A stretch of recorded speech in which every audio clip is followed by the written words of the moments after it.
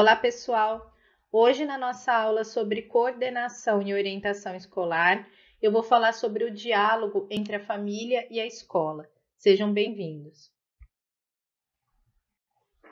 Não podemos falar em mudanças positivas para a educação sem contar com o apoio e participação da família dos alunos. Por melhor e mais qualificada que seja a gestão, por mais aplicados que sejam os professores e colaboradores, sem a família o trabalho da escola fica incompleto. Nessa aula, a gente vai explicar a importância da participação dos pais na educação escolar dos filhos e como isso tem sido um grande desafio para educadores na atualidade.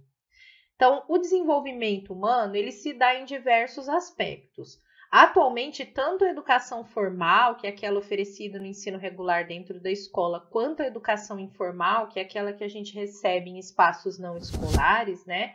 Ela se preocupa com o desenvolvimento integral do ser humano, porque a ciência, as teorias educacionais, enfim, os estudos mostram que o ser humano, para ele se desenvolver num aspecto, ele precisa estar equilibrado em todos os outros aspectos. Isso significa que se eu estou, por exemplo, muito triste, abalada emocionalmente, eu não vou conseguir aprender na mesma proporção que eu aprenderia se eu estivesse calma, né, num dia tranquilo, sem nenhuma preocupação. Então, os aspectos precisam estar equilibrados para que a formação seja completa. Na escola, isso já tem sido trabalhado através da BNCC, né, que é a nova Base Nacional Comum Curricular, e as recomendações que ela traz para desenvolver habilidades e competências dos alunos, tá? Então, os educadores, eles vão estar atentos não só a essa parte cognitiva e intelectual, que sempre foi função da escola cuidar, mas também ao aspecto psicossocial, físico e emocional. Então, a escola atual ela não tem como tarefa a simples transmissão de conteúdos, né? Mas a formação de um indivíduo em toda a sua complexidade. A tarefa da escola é preparar os alunos para viverem em sociedade. Essa tarefa da escola, para que ela seja efetiva, né, ela precisa contar com a família e o ambiente extraescolar do aluno. Não tem como alguém se desenvolver integralmente, de forma sadia, se todos os ambientes que essa pessoa frequenta não forem também sadios, não forem também estimulantes, né? E não promoverem esse desenvolvimento. Então, a família, ela tem que fornecer esse ambiente, né, favorável ao desenvolvimento do aluno. Boa parte do que a criança constrói nos primeiros anos de vida, no aspecto pessoal, cognitivo, afetivo, intelectual, é feito na escola, se ela frequenta a escola, né? Lógico. Mas é na família que a criança vai fundamentar o alicerce de toda a educação dela. Porque por mais cedo que ela entre na escola, ela já vem com uma base, né? E essa base familiar é onde vão se assentar os conhecimentos e a educação que ela vai receber no resto da vida dela, na escola e fora dela. Então, se a criança chega na escola sem esse alicerce ou com esse alicerce muito frágil, o aprendizado dela não vai ser completo, não vai ser global, não vai ser efetivo, não vai ter um equilíbrio necessário para que isso aconteça, né? Atualmente, muitas famílias têm negligenciado a educação das crianças, passando à escola responsabilidades que não lhe competem. Por exemplo, na educação infantil, né, quando a criança entra lá, muitas crianças não sabem como escovar os dentes, como se limpar, pegando um garfo, um talher, não sabem dizer obrigado, por favor. São pequenos gestos que é a família que tem que ensinar. Não é responsabilidade da escola, né? Essas convenções sociais, a higiene pessoal, isso é responsabilidade da família, mas está sendo passada para a escola. Hoje, a educação infantil, principalmente, ela tem uma série de incumbências, né? Porque os pais simplesmente falam que não tem tempo, essa é a justificativa, né? Então, eles têm consciência dessa negligência, só que eles apresentam essas justificativas e não mudam a conduta deles. Falam, olha, eu não tenho tempo de ensinar tudo isso ao meu filho, é para isso que eu pago a escola. Então, é preciso que a família entenda que educar um ser humano exige comprometimento e responsabilidade. Se você tem um filho, você precisa assumir o seu papel de educador diante dessa criança. Não adianta dizer que não tem tempo. Se não tem tempo, não deveria ter tido a criança, né? Então, a criança existe e ela precisa que você faça a sua parte. Então, a gente tem que explicar isso para a família da criança. A gente tem que pedir para o pai e a mãe serem pai e mãe, né? Então, muitos problemas que vivenciamos na escola em relação ao desenvolvimento dos alunos são frutos dessa falta de comprometimento e também da falta de responsabilidade dos pais em assumirem o papel de autoridade na educação dos filhos. Eu não estou falando de autoritarismo, estou falando de autoridade, de referência, de modelo mesmo, né? Você é o adulto, a criança está em desenvolvimento. Quem vai orientar? Quem? É o adulto que orienta a criança, né? Então, muitos pais, eles pecam em responsabilidades básicas em relação ao filho, né? De alimentação, de higiene, de segurança. Você vê exemplos de pai e mãe que esquecem o filho dentro de carro, a criança morre, né? A gente tem justificativa e explicação para isso, o estresse, a correria do dia a dia, mas isso não anula o fato, né, de que as crianças sofrem consequências muitas vezes terríveis dessa negligência por parte dos pais. Tem uma dica de livro aí, Família e Escola, Luan Muniz, a importância da família no processo escolar, né, que é a família assumir uma responsabilidade também em relação à vida acadêmica do aluno, que a gente vai ver já já. E quais são essas responsabilidades básicas, que eu falo que é o mínimo, né, que os pais devem fazer, porque na verdade as responsabilidades de pai, de mãe, de responsável, elas vão muito além disso. Mas as básicas, as primeiras ali, principalmente em relação à escola, essa parceria com a escola, né? Primeiro, horários de entrada e de saída da escola, muitos pais se atrasam, né? E não atrasam por fatores que fogem ao seu controle, atrasam por atrasar, porque são atrasáveis, né? São pessoas desorganizadas, são pessoas que não prezam pela pontualidade e atrasam e passam esse comportamento para o filho, né? Esquecem de buscar os filhos, então é comum você passar numa escola, no final do período escolar, e sempre tem uma ou mais crianças esquecidas.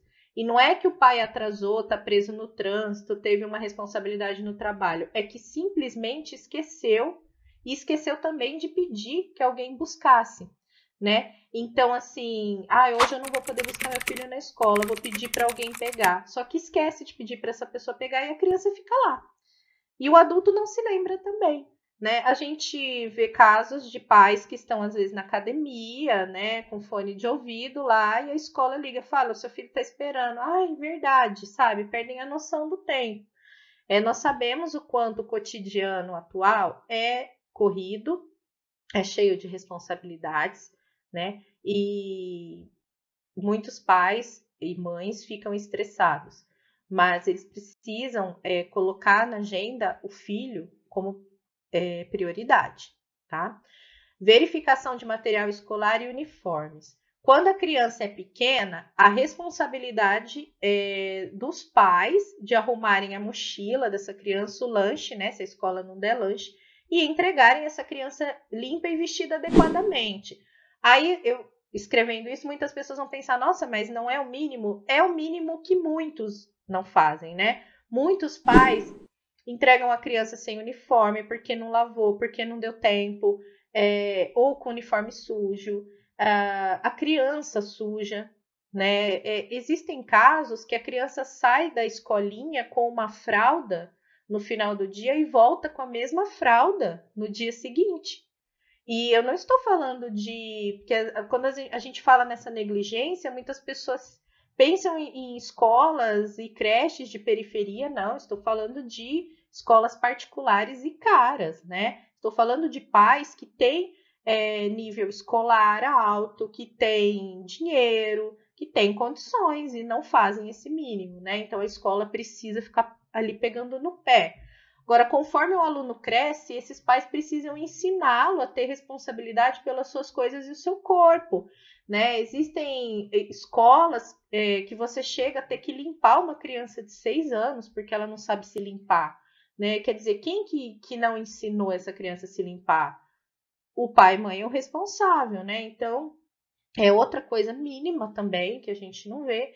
Disciplina e organização. Como é que você vai cobrar de um aluno disciplina e organização se a família dele não tem disciplina e organização? Criança e adolescente, em período letivo, que é nas férias, tudo bem. Mas durante o período de aula, precisa ter horário bem definido. Precisa ter horário para acordar, para dormir, para comer e para estudar. Isso é o mínimo para ter um aprendizado efetivo.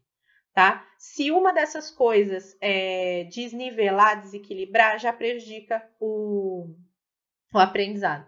Ai, a comida, horário para comer? Sim, porque a criança come muito tarde, por exemplo, come uma comida pesada, não dorme direito.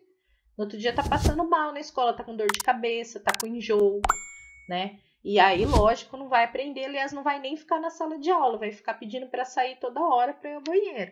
Então, a gente vê isso na rotina escolar. Uma falta de organização por parte dos pais. Se você organiza o seu tempo, as suas responsabilidades, fica mais fácil, né? Lidar com esse cotidiano corrido que a gente tem. A responsabilidade, então não adianta cobrar o filho em relação a notas e prazos, vai falar, você esqueceu de entregar o trabalho, se os pais também não dão esse exemplo. Eles precisam demonstrar no cotidiano deles o que é ser responsável e como as suas ações afetam as pessoas, né? Então, a criança, principalmente a menor, ela vai aprender mais por imitação do que por fala, né? Por atitudes verbais. E a questão da maturidade. Às vezes a gente tem uma criança, um adolescente com problema, a gente chama a família e vê que eles são menos maduros do que aquela criança e aquele adolescente, né? Por quê? Porque eles querem ser amiguinhos dos filhos. Olha, ter uma relação amigável com os filhos é uma coisa e precisa ter essa relação sim. Outra coisa é ser amigo dos filhos, né? Isso não existe. Pai e mãe é pai e mãe. Adulto é adulto. Criança é criança. Adolescente é adolescente. É preciso ter responsabilidade e é preciso ter maturidade, né? Esse adulto é uma referência para essa criança e esse adolescente, para eles se espelharem. Se você é uma criança birrenta de 30, de 40 anos, de 50 anos, não cobre que seu filho, então, seja um adolescente maduro, tá? Tem mais uma dica de livro da Maria Luísa Canedo, Família e Escola, Interações Densas e Tensas. Então, assim, a relação da escola com a família, às vezes, é muito tensa. Às vezes, não. Em toda a escola, nós temos relações tensas com alguns pais. Por quê? Porque eles não fazem esse mínimo que eu acabei de descrever. E quando a escola chama atenção, porque isso prejudica o desenvolvimento do aluno, os pais não gostam. Lógico, não gostam. Porque na cabeça deles, eles não estão fazendo nada de ruim. Eles não conseguem enxergar. Então, quando a escola abre essa verdade para eles, é um momento muito tenso, né? Então, esse livro fala um pouco disso. Quem vai lidar com gestão escolar vai ter que lidar com isso, porque a gestão escolar quem tem mais contato com a família, né? Então, acho interessante essa leitura. Além dessas necessidades básicas e mínimas que eu acabei de citar, existem outras que os alunos têm em relação ao envolvimento da família, né? O primeiro aspecto a ser abordado é o afetivo. Muitos pais não têm dedicado aos seus filhos uma atenção emocional adequada. Não se trata de falta de amor ou de carinho. A gente percebe que essa família tem muito amor e muito carinho pela criança, mas a maneira como ela mostra isso não é eficiente, né? Eles têm, às vezes, uma dificuldade de enxergar os filhos como humanos, saberem identificar as emoções, os anseios, os desejos, os sonhos da criança e principalmente do adolescente, né? Isso ficou muito mais evidente durante o lockdown causado pela pandemia de Covid-19, em que os filhos ficaram em casa, né, junto com os pais, com muitos pais, ou pelo menos com um dos pais, Olá, né? peço desculpas por interromper sua aula por um breve momento, mas tenho algo importante e vantajoso para compartilhar com você. Se você está gostando desta aula, tenho uma ótima notícia. Agora você pode levar sua experiência de aprendizado para o próximo nível fazendo sua matrícula em nosso site. Ao se matricular, você terá acesso exclusivo a uma série de benefícios. Primeiro, você pode baixar a apostila completa do curso em PDF, perfeita para acompanhar as aulas e revisar o conteúdo sempre que precisar. Além disso, ao concluir o curso, você terá a oportunidade de adquirir um certificado de conclusão, um grande passo para o seu desenvolvimento profissional e acadêmico. E sabe o que mais? Ao assistir às aulas diretamente em nosso site, você terá uma experiência de aprendizado sem interrupções ou propagandas. Isso significa mais foco e eficiência no seu estudo. Então, não perca essa chance. Clique no link na descrição deste vídeo ou visite nosso site para se matricular agora mesmo. É rápido, fácil e vai transformar a maneira como você aprende. Agora, vamos voltar à aula. Obrigado por sua atenção e nos vemos no site. Pelo menos com um dos pais, né? E eles não sabiam lidar com seus filhos. A gente via pais enlouquecidos, né? Porque não conseguiam lidar com os filhos, não reconheciam as necessidades, não reconheciam os próprios filhos, não sabiam das preferências individuais, né? Desses filhos, não sabiam da rotina, não sabiam nada dessas crianças. Então, esse foi um momento muito difícil. E aí que a gente vê a questão da negligência afetiva, porque não basta amar, não basta você amar o seu filho se você não demonstra isso, né? Através de uma educação de qualidade.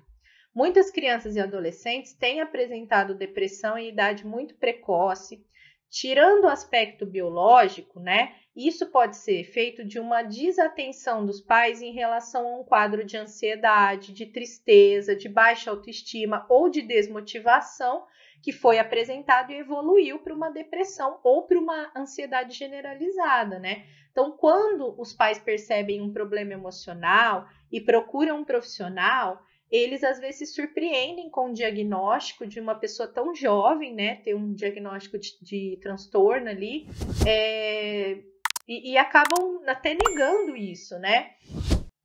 E eles falam, não, mas eu não sabia disso. Por quê? Porque eles não identificam os sintomas. E por que eles não identificam os sintomas? Porque eles não passam um tempo de qualidade com o filho. E o tempo para dar afeto de qualidade, atenção, ou mesmo para identificar esses problemas emocionais, ele não precisa ser grande. Você não precisa deixar de trabalhar para dar essa atenção. Só que precisa ser um tempo de qualidade. Né? Então, que você tenha 15 minutos por dia com o seu filho, esses 15 minutos é para o seu filho. Não é para ficar no celular com o seu filho do lado.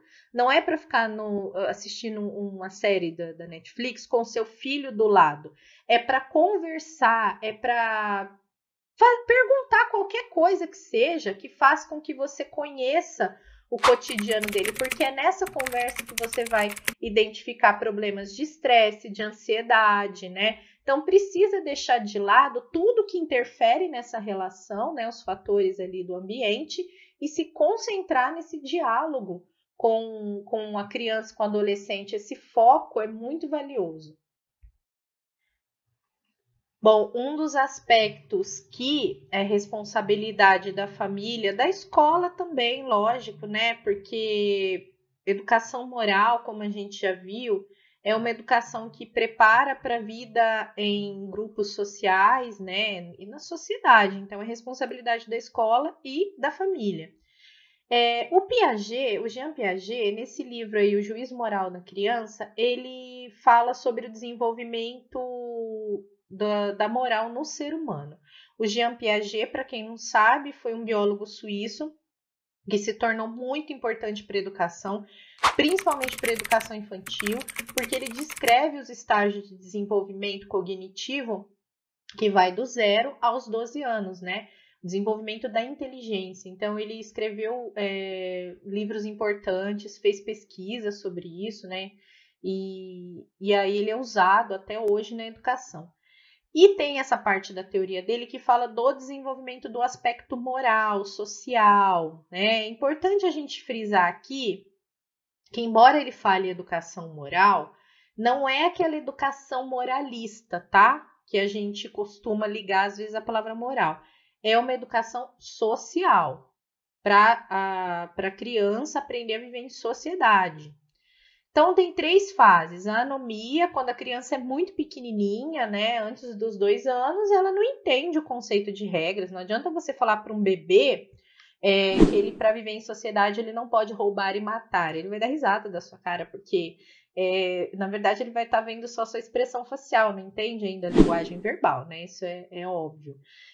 Tem a heteronomia. Conforme a criança vai desenvolvendo a linguagem, ela vai aprendendo as regras e ela vai aprendendo o significado da palavra não, né? E ela obedece essa regra mais por medo do castigo ou da autoridade, que no caso, quem ela enxerga como autoridade, na verdade, muitas crianças não enxergam ninguém como autoridade, né? Então você fala não, é irrelevante, ela não tá nem aí. É importante que a criança passe por esse período para ela entender que existem limites. Quando você vive em sociedade, você tem limites. Os seus direitos acabam quando começa o direito do outro, né? Então todos precisam respeitar os limites e todos precisam respeitar regras. Só que aí entra uma falha muito grande da família, que é não explicar esses limites. Então ela vem para a escola, ela sofre muito para se adaptar, porque ali ela tem crianças da mesma idade, a regra vale para todas e ela sofre para entender que ela não é o centro das atenções, que existem outras crianças ali, né? Só que conforme ela aprende, ela vai adquirindo autonomia. A autonomia é a fase final, né?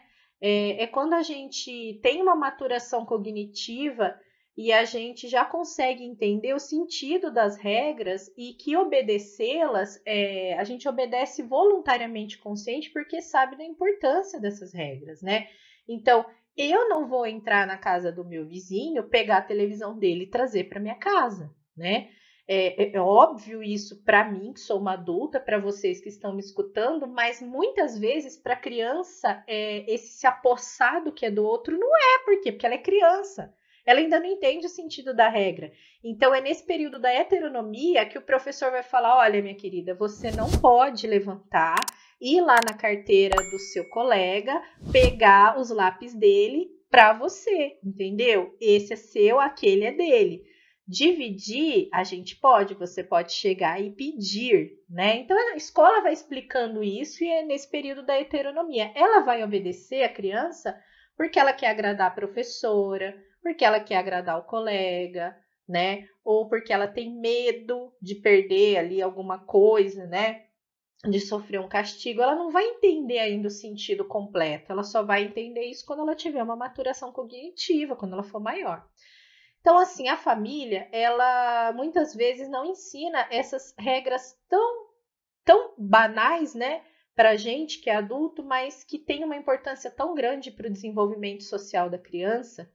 E existem 2 hipóteses para a família não fazer isso, né, para ela ser relapsa em relação a isso. A primeira é: se a criança pequena aprende mais pela imitação do que pelas verbalizações, e isso é cientificamente comprovado, porque ela ainda está desenvolvendo vocabulário e memória linguística. A memória de longo prazo dela nem está totalmente formada ainda, né? Então, os pais não têm sido modelos para elas, já que muitos não se comportam adequadamente na vida social. Então, quando você tem uma criança muito pequena, de 2 anos, ela vai imitar o que você faz e não fazer o que você fala. Tá? E isso vai além dos 2 anos. Até ela adquirir uma maturidade física, cognitiva, é isso que vai acontecer. Então, não adianta você falar para o seu filho: olha, não joga papel no chão. Sendo que vê você jogando papel no chão o tempo todo, ele vai jogar, tá? Ele vai te imitar. Não adianta você falar para o seu filho: para de gritar, e falar isso gritando com ele, né? Ele vai te imitar. E assim por diante. A segunda hipótese, que não descarta a primeira, é que as crianças entram no período da heteronomia, que é tão importante, né, para assimilar a conduta moral, pois os pais elas não entram, né, nesse período porque os pais não representam para elas uma autoridade, né? Para elas tanto faz. Então não adianta o pai ou a mãe dizer: não pode fazer isso. Elas enxergam eles como pares, como amiguinhos, porque os pais se comportam assim, foi o que eu falei, né, anteriormente. Então ela debocha quando o pai coloca um limite, uma regra. O comportamento com a criança é o seguinte: pensa antes de falar não, porque a partir do momento que você fala não, você não pode voltar atrás. Se você voltar atrás, você perde a autoridade, tá? E aí, para resgatar novamente, demora. Agora, seja qual for a razão do comportamento dos pais, o fato é que muitas crianças chegam na escola sem entender o significado da palavra não, não pode. Sem entender por que das regras sociais, porque ela nunca viu isso em casa. Né? Muitas famílias são totalmente desestruturadas e, como eu já disse, isso não é relacionado necessariamente à classe econômica. Isso se dá em qualquer classe social. Tem muitas casas, muitas famílias que são lugares sem regras, né? Então, essas crianças não aceitam sanções, não reconhecem a autoridade do professor, né? Isso torna o ato de educar extremamente penoso para os professores, é muito cansativo. Imagine você entrar numa sala de aula. Você tem 50 minutos para dar o seu conteúdo e você perde 30 minutos tentando fazer eles ficarem quietos para prestar atenção em você, porque eles são mal educados, eles não ficam falando, levantando, respondendo, brigando com o colega, uma série de comportamentos que vão contra a boa convivência social, né? Então, assim, a escola hoje ela vive isso dia após dia. Então, gente, o responsável pela criança ou pelo adolescente, seja ele o pai, a mãe, né, ou quem está fazendo o papel de pai ou de mãe, precisa assumir o papel de educador. Nós temos vários papéis em relação à educação das crianças e dos adolescentes. Nós temos a parte em que nós somos mais amigos, mais amigáveis, né? Tem a parte em que nós temos uma responsabilidade mais social, de cidadão, e tem a parte que é de educador. E os pais precisam se posicionar como educadores que são. Se você faz parte do desenvolvimento dessa criança, desse adolescente, você é um educador. E não se trata de ser autoritário com a criança. Quando a gente fala em educação, acho que até por uma questão de trauma, né, do adulto, muitos adultos relacionam isso ao autoritarismo, e não é. Ser autoridade é diferente de ser autoritário, tá? Ser autoridade é se portar com maturidade, com postura firme e séria. E não significa que não seja afetiva, não seja carinhosa, sabe? Eu sempre falei com os meus alunos de uma maneira bastante firme, bastante incisiva, mas nunca gritando, nunca com raiva, nunca com ódio. Né? Então, existem formas de educar, sim, de impor limites, de castigar sempre que necessário, né? Sem partir para a violência, sem partir para o grito, para a agressão verbal e para o autoritarismo.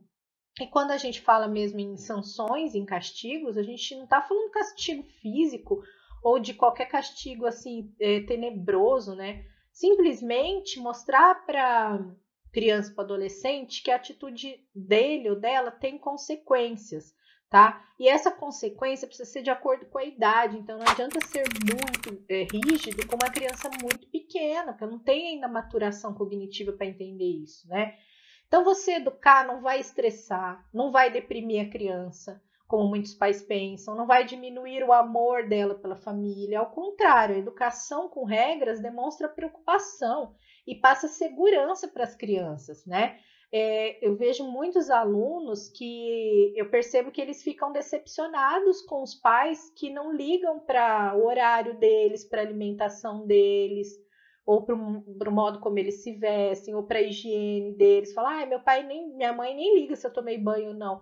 A gente percebe uma tristeza nesse aluno, né? Porque ele se sente negligenciado, e quanto mais ele cresce, mais ele percebe essa negligência.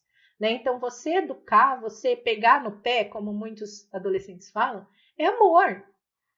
E se a criança vive num mundo onde ela segue regras, os pais e o resto da família também seguem essas regras, então ela sabe que vai ter tranquilidade para crescer de modo seguro. As regras, né, a organização do tempo, a disciplina, isso tudo passa segurança para a criança. Muitas vezes a gente vê que o aluno é ansioso justamente pela desorganização e a bagunça que é a vida dele fora da escola, né? Pais que não se entendem, família que não se entende, né? E já que a gente está falando em segurança, a gente entra num aspecto importante que é o ambiente da criança. né? Se o ambiente social precisa ser equilibrado e organizado, com regras, também precisa ser seguro, precisa ser educativo. E essa segurança, eu não estou falando da segurança física somente, né? Estou falando da segurança emocional, da segurança psíquica, né? O lugar onde a criança cresce, os ambientes que ela frequenta vão impactar não só a educação escolar dela, como o seu desenvolvimento. Primeiro porque o adulto vai mediar a interação da criança com a sociedade, com a cultura, com as tradições, com os aspectos históricos, com o contrato social, né, com a coletividade. Para fazer essa mediação, a criança conta com os pais e com os professores, que são os adultos que estão presentes, mais presentes na vida dela, né? E são responsáveis mais diretos pelo desenvolvimento histórico-social. E, segundo lugar, cabe ao adulto selecionar ambientes que proporcionam segurança, educação, proteção e conteúdo adequado ao mundo infantil. Então, muitas vezes eu ouvi de alunos que estavam muito cansados durante a aula, que chegaram 3 horas da manhã em casa porque os pais levaram eles para um churrasco no meio da semana. Como eu disse, a responsabilidade assume muitas formas quando você tem um filho, né? E a prioridade é esse filho. Temos visto muitos pais levando crianças para ambientes, lugares que não contêm também aspectos educativos, culturais e de lazer adequados para a idade, muito pelo contrário, tem bebida, tem drogas. Quando eu digo drogas, aliás, eu preciso incluir a bebida também, porque é uma droga lícita, cigarro também, né? E um ambiente insalubre para a criança e para o adolescente. Então, precisa ter uma conduta um pouco mais adequada em relação ao menor de idade, né?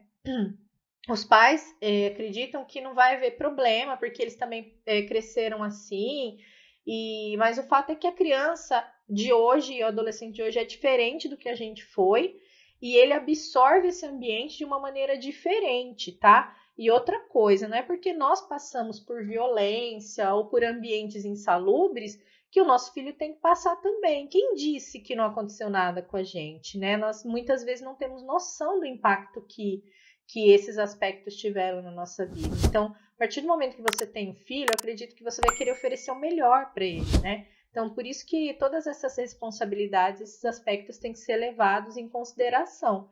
E a escola, ela chama a atenção dos pais nesses aspectos, porque ela não dá conta de fazer tudo. E nem é responsabilidade da escola fazer tudo isso, né? E aí acaba se tornando uma relação muito tensa da gestão, principalmente com a família, mas é uma relação muito necessária, porque nós temos que ter em mente que dentro da escola o foco é o aluno, é o desenvolvimento do aluno. Então, pelo aluno, a gente tem que chamar a atenção da família para essa realidade que eu acabei de explicar para vocês. E aí, tudo bem? Estou passando apenas para deixar um recado bem rápido para você que acabou de ver essa aula e que gostaria de assistir a todas as aulas desse curso. É bem fácil, basta você clicar no link que está na descrição deste vídeo ou acessar www.novacursos.com.br. Fazendo sua matrícula em nosso site, você terá acesso a todas as aulas desse curso e mais centenas de outros cursos, além de poder fazer avaliação.